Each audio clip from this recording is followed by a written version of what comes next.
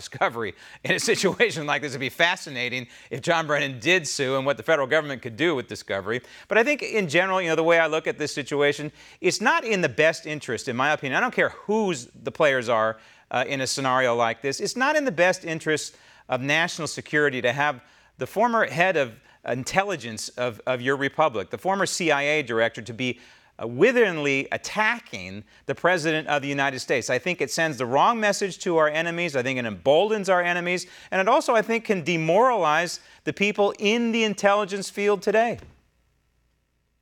Well, I think you're right. And I think that, frankly, there are far too many people who have clearances running their mouths on television now, making comments about policy. If you want to be a commentator, that's fine.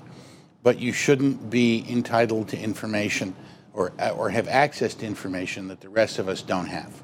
Let's think about the record of John Brennan, though, Peter.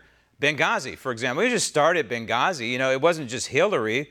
There was a lot of intel involved in that situation. We have the rise of the Islamic State, and only now, under the Trump administration, has it been largely, the Islamic State, put down. We have the Iranian nuke deal. The CIA had to clear the path for that.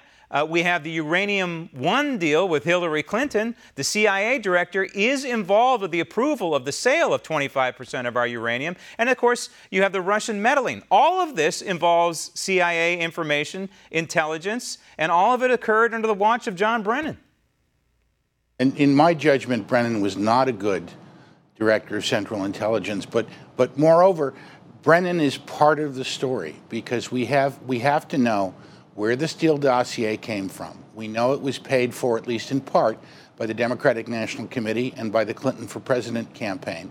Somebody walked it through the Justice Department. Somebody walked it through the corridors of power in the intelligence community. Somebody lied to the FISA court to secure the wiretaps that were used to tap into certain individuals in the president's campaign headquarters.